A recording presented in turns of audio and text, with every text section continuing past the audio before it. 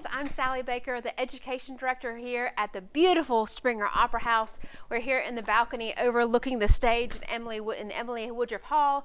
You can see behind me that we are still putting the finishing touches on the scene and the scenery for Wizard of Oz that opens this weekend. Come see it. But today we're talking about Giving Tuesday, Giving Tuesday 2021. We are raising support for the Springer's Arts and Education program. What that is that means that we get to bring thousands of children here, between 12 and 15,000 students every year come to the Springer to see productions in the morning with field trips with their schools. So we have several productions every year that are appropriate to students and that kind of extend their learning, what they're working on in their classrooms, and we bring them here for a really deep look at the play and a deep experience of maybe their first experience with the live fine arts. So what that looks like is students come in, they load in buses, and we have buses all down down 10th Street, and they come, we see the play, and then we also do a talk back where students get to ask the actors questions and the crew questions about the behind the scenes or how they made the decisions they did or why the play is however it is. And then we also give them a study guide which has activities and ideas and links to resources that extend the students' learning. So we're not only focusing on the play here. The play is important, yes, but it's also the learning around the play that we're helping connect what they're learning in science and math and social studies and English language arts and Spanish and in history and all of the different subjects.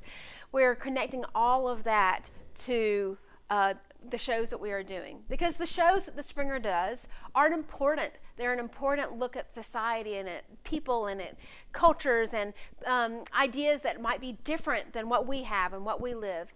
Our arts and education program also serves kids all the way from pre-K to 12th grade. So like this year we have 3 shows, Theater for the Very Young. We're at the Columbus Space Science Center. There were Coca-Cola Space Science Center. We're partnering with CSU with that. We're also going to the Columbus Botanical Gardens this spring for April Showers, a play about a bumblebee and a flower that become friends. They have to have each other and their friendship to bloom. All the way towards our very most adult shows, The Color Purple and Ace, the Eugene Bullard story for our high schoolers.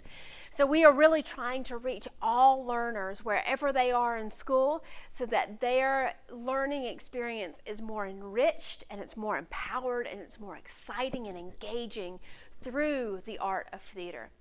I hear from teachers all of the time that they may have been working on, here's an example.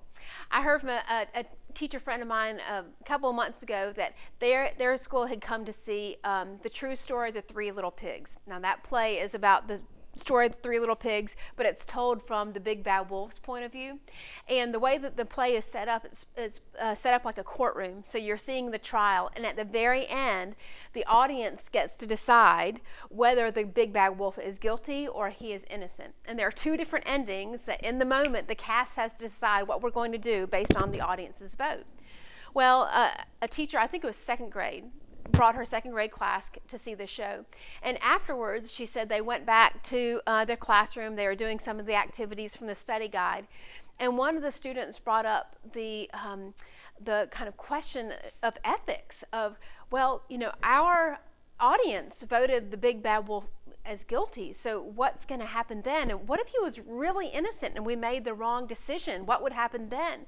So it's not just about the story of the Three Little Pigs and the Big Bad Wolf. Yes, it's a very fun and silly play, but it also asks students to step into a role as participants in the art, so that we're helping students make the connection between what is happening on stage and what might be happening in real life. I mean, that 2nd grade student didn't think that she was going to come to school that day and bring up huge ethical questions about how we try people and if what the validity of our court system is.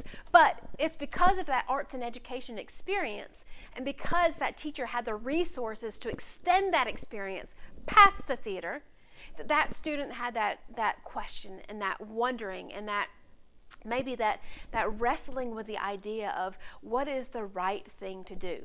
And isn't that what we want kids to do? Isn't that what we want them to question? What's the right thing? What's the best way I can exist in this world? I would argue that a lot of those questions start here in the theater, in live theater. And won't you be part of the group of people and the part of the Springer family that helps bring students to that kind of experience here? Like I said, we see between 12 and 15,000 students here every single year. And the Springer helps pay for their buses and get students here. We help subsidize tickets and get them here. And then we create all of these resources around them being here to help deepen and widen that experience. So we need your help today. Thank you for being part of our team with Giving Tuesday. And even though the students who sit in these seats in the next couple of days to see Wizard of Oz, even though they may not know your name or know what you've donated, we will know that you are part of the community that supports the arts, that supports children and supports education. Thank you for being here. Thank you for supporting the lifeblood of the Springer Opera House in the education program. We'll see you at the theater.